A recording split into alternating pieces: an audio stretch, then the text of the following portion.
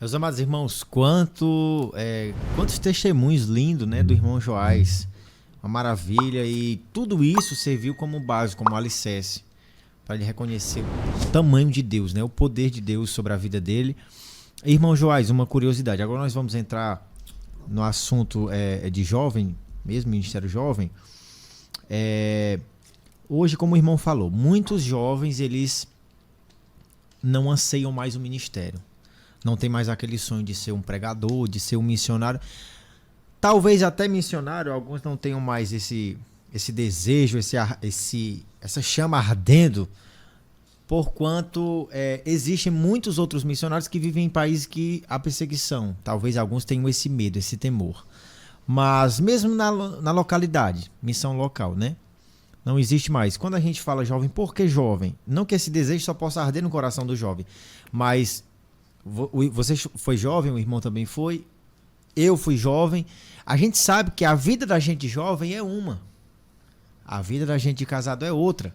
O tempo que o jovem tem é um tempo muito maior. Ele estuda e vai para a igreja. Uma grande maioria dos jovens ainda dentro da igreja, eles não trabalham. Porque às vezes o próprio local onde eles estão não oferece oportunidades, ou por conta que os estudos ainda não permitem, ainda mais agora com o ensino integral, né? Passa o dia na escola, né? Vai trabalhar que horas? Mas o tempo do jovem, ele é bem maior. Quando você casa, o seu tempo se aperta mais, se reduz mais. E assim, a gente vê que há uma juventude que tem força, né? Que tem realmente garra, mas às vezes só falta um direcionamento. Só falta alguém para estar ali direcionando, acendendo aquela chama. E o Ministério Jovem talvez seja um dos ministérios de maior medo de quem está na igreja. Ah, jovem dá trabalho, jovem é difícil, jovem só reclama, jovem não quer fazer a obra, jovem só quer movimento. Muitos são assim, infelizmente. Muitos são. Mas existem outra parcela que não é assim. E é com essa que a gente tem que inspirar aqueles que não têm essa força de vontade. E aí, irmão Joás, uma curiosidade. Hoje, qual era assim o conselho que o irmão dá para aquele jovem que ainda não descobriu o seu chamado? Eu sou jovem, eu estou na casa do Senhor, estou servindo a Deus, mas eu não me situei ainda. O que é que eu sou? Será que eu vou ser um pregador? Será que eu vou ser um levita? Será que eu vou ser um jovem que visita? Será que eu vou ser um jovem missionário? Será que eu vou ser um professor de escola bíblica? Será que eu vou ser um presidente de departamento em apenas isso? Qual é o conselho? Porque assim, há essa confusão, fica essa confusão na cabeça. Quando se trata de chamado, muitos ficam se perguntando, meu Deus, qual é o meu chamado? Eu estou na casa do Senhor servindo, mas ainda não sei qual é o meu chamado, porque eu acho que uma coisa muito complicada é você querer trabalhar e querer agir fora do seu chamado. Existem muitas pessoas que estão ocupando ministérios que não é aquele o chamado da pessoa. O que é que acontece? A obra vai sofrer. Porque às vezes você vai por obediência, mas por falta de sabedoria. Você tem a obediência, o seu líder, o seu pastor, mas às vezes lhe falta sabedoria. Não, pastor, eu não dou, eu já tentei, me coloque aqui. Aqui eu consigo, mas aqui não. Às vezes, por esse medo de dar um não, você fica lá naquele ministério, mas quem é que sofre? A obra. Então, qual seria, assim, a dica que o irmão deixaria, o conselho para o jovem que quer descobrir qual é o seu chamado? Porque aí sim, ele estando lá, fazendo a obra no chamado, naquele ministério a qual ele foi chamado, ali sim, ele vai realmente produzir algo no reino de Deus. Mas quando fora disso, ele fica descaracterizado da função dele dentro do reino, né? Meu amigo presidente Jefferson, eu quero começar essa resposta dizendo algo que eu sempre costumo dizer. Eu acredito na minha geração. Acredito. Sabe, pode ser uma minoria, mas Deus sempre gostou de trabalhar com a minoria. Quando a gente vai para os jovens, né, que estavam se curvando perante a estátua de Nabucodonosor, a gente vê que só 3, né, ficaram de pé. Então Deus sempre trabalhou com essa minoria. A questão de descobrir o ministério, isso é uma das perguntas mais ecoadas no meu direct de Instagram. Muitos jovens perguntando, como é que a gente inicia um ministério? Né? Muitos naquela euforia de querer pregar, de querer fazer a obra. E eu tenho recebido muitas mensagens assim, é como eu estou lhe dizendo. Saiu aquela, sabe, não tem mais aquela chama como tinha antes, mas ainda tem aqueles jovens que anseiam, tá certo? Participar de um SCANF, né? Participar, né, de retiros espirituais. Esse retiro, irmãos, passado agora, eu fiz uma, né, que eu acho que aos pastores que me receberam nos retiros, eu até brinquei aqui com o Arnaldo uma vez, disse que nunca mais eu faço uma loucura dessa, porque nos retiros eu fui para um canto, fui para o outro, né, e carnaval muito perigoso, né, tive Itapipoca, fui para um canto, para outro, para lá, para cá, irmão, nesse retiro eu tive o privilégio de passar em alguns retiros, e nesses retiros os jovens sempre me perguntavam sobre isso. Então, assim, eu vou falar o que funcionou na minha vida, né? Eu não posso aqui diagnosticar aquilo que eu não vivi. Mas, irmãos, a oração ainda é a chave de tudo. Porque na oração é onde você se conecta com Deus e é onde Deus fala conosco. Sabe por quê? Eu vou falar uma grande verdade aqui, pastor. Posso falar? Amém. Posso, como digo o outro, né? Posso falar? Amém, amém, mano. Irmãos, por que muitos ministérios não dão certo? Porque hoje a gente segue mais as profecias do que a oração. Muitos jovens hoje recebem uma profecia de dizer, olha, vou te levantar. Não estou aqui generalizando. Tem profecias que são de Deus. Eu já recebi várias profecias de Deus. Mas uma profecia mal lançada, ela coloca... É uma profetada, né? É uma profetada. Ela coloca um jovem no lugar errado. Porque tem jovem que é chamado para uma coisa, mas o profeta vai lá e diz, eu estou te chamando para pregar. E aí? Aí esse jovem já coloca na cabeça, foi Deus que falou. Aí ninguém vai discutir. Porque se eu for aconselhar, eu vou dizer, rapaz, seu lugar não é aqui. Você foi chamado para isso. Ele vai dizer o quê? Não, mas foi Deus que falou. Então há hoje uma enxurrada de jovens em lugares errados pelo fato de não consultar o Senhor. De não consultar o Senhor. Quando a gente vai para a Bíblia, e aqui, irmãos, o que a gente está falando aqui, tá certo? A gente gosta de Bíblia. O presbítero Jefferson, né, não é à toa que tem Bíblia ali, eu acho que tem tradução ali. Viu? O homem está cheio de Bíblia ali. Então, assim, pela Bíblia, o que foi que aconteceu com um jovem chamado Samuel? Ele estava... Né, o texto vai dizer que ele estava dormindo e de repente uma voz chamou ele. Samuel, Samuel. Ele corre no profeta Eli e diz, rapaz, o Senhor me chamou, o Senhor está me chamando. Eli olhou e disse para ele, não, volta a dormir, não lhe chamei. Aí o texto diz que o Senhor chama ele por 3 vezes. Sabe, então para o ministério ser iniciado, era ali que Deus estava querendo tratar com ele a respeito do início do ministério dele.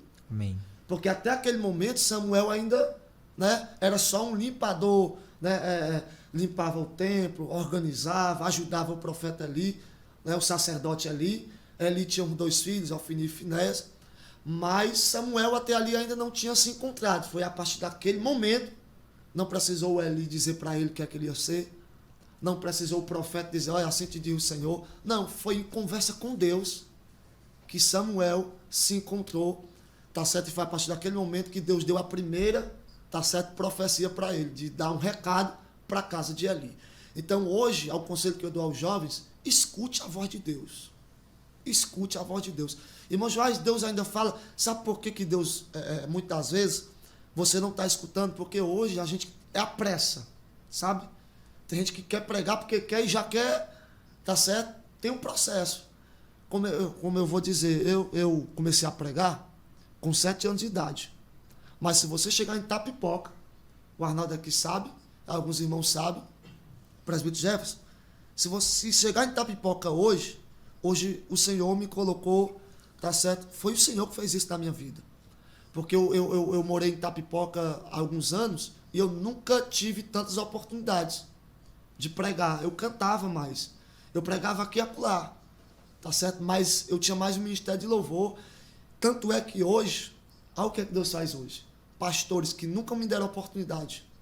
Quando eu vou para Itapipoca, o Arnaldo aqui sabe, quando eu vou só para passear lá na casa do meu pai, ficar lá, eu tenho que desligar, eu nem aviso que estou em Itapipoca, porque se os pastores souberem, ficam mandando mensagem, Joás, está aqui, eu vou. Os pastores que antes não me deram oportunidades, por quê? Eu esperei o tempo. Então, quando a gente tem pressa de colocar na cabeça, eu já quero pregar. Tá certo? Não, eu já sou melhor do que, né? Tá certo? Já se acha, já... E hoje, irmãos, deixa eu lhe dizer, o pregador, a mensagem que ele prega não é dele. Se a mensagem não é dele, se a mensagem é de Deus, ele tem que estar em conexão com o dono da mensagem. Então, muita gente hoje se frustra para iniciar o ministério e não se descobre pelo fato de não escutar a voz do Senhor. Então, eu quero aqui dar um conselho. Quer se encontrar no seu ministério? Escute a voz do Senhor. Tá certo? Porque Deus vai bradar no teu coração e Ele vai te direcionar no tempo dele. Tá certo? É como se fosse uma planta. Ele vai, tá certo, plantar, vai ter todo o processo. Não nasce da noite para o dia, não. Planta, joga a semente, processo, limpa o terreno. Né, Arnaldo? É assim? Limpa o terreno, não é isso? Limpa, aduba o terreno, né? Tem todo o processo. Eu já fui da roça, sei o que eu estou falando. Tem todo o processo. Tem a primeira limpa, tem a segunda limpa, né? Tem todo o processo ali para não matar, tá certo? Aquela semente que tá certo, nascendo. Então, o processo que a gente passa, a espera que a gente passa, vai determinar onde a gente vai chegar. Então, espere o tempo do Senhor, escute a voz do Senhor. Se Ele está te falando que você vai pregar, se acalme, vai chegar o tempo. Pode descansar o teu coração, não precisa você colocar a agenda aberta, eu quero... Não precisa não, nunca precisou, tá certo? E eu aqui desafio a qualquer um que olhar e dizer assim, o Joás me mandou mensagem pedindo agenda. Nunca precisou, e eu nunca fiz isso, de mandar mensagem e dizer, olha, faz agenda para mim, não preciso disso, nunca precisei. Então assim, Deus me colocou onde eu estou hoje e eu dou um conselho aos jovens. Espere, confie e escute a voz do Senhor e você vai se encontrar e se reencontrar com o seu ministério, tá certo? É o conselho que eu lhe dou. O Felipe Brasil, deixa eu fazer... Felipe Brasil.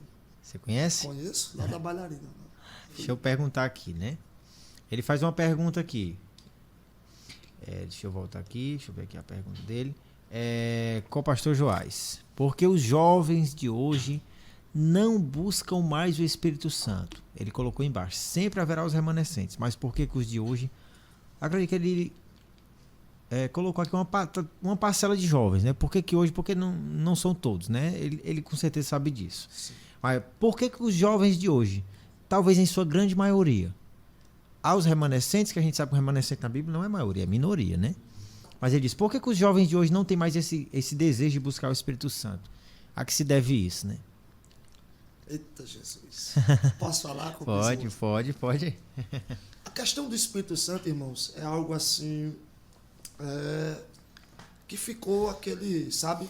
Principalmente no mundo pentecostal. Eu sou pentecostal, irmãos. Muito pentecostal. Mas hoje, no mundo pentecostal, muitos não entendem o significado do que é o Espírito Santo. O que é o Espírito Santo? O que é ser cheio do Espírito Santo? O que é receber o Espírito Santo? Tá certo? Então, assim, muitos hoje acham que o irmão está pulando. Hoje é medido pelo pulo, ou é medido pelo grito, hoje é medido pelo glória que dá, hoje é medido pelo tanto que ele corre na igreja. Quando a gente olha o irmão pulando, o irmão está cheio do Espírito Santo. Quando a gente vê o irmão falando em línguas, o irmão está cheio do Espírito Santo. Mas o que é ser cheio do Espírito Santo? Jesus olhou para os discípulos e disse, ficar em Jerusalém até que do alto sejais revestidos de poder. Percebe-se que os discípulos só iam começar a sair para a missão depois que recebesse o Espírito Santo. Então, sempre costumo pregar. O Espírito Santo não é só o ser que enche. E ele enche, sim. O Espírito Santo não é só o ser que batiza, que causa aquele movimento. Não, gente. O Espírito Santo, ele é muito mais além do que isso. Tá certo? O que é um jovem cheio do Espírito Santo? Gálatas capítulo 5 vai falar dos frutos do Espírito. E vai estar lá, amor, perdão, tá certo?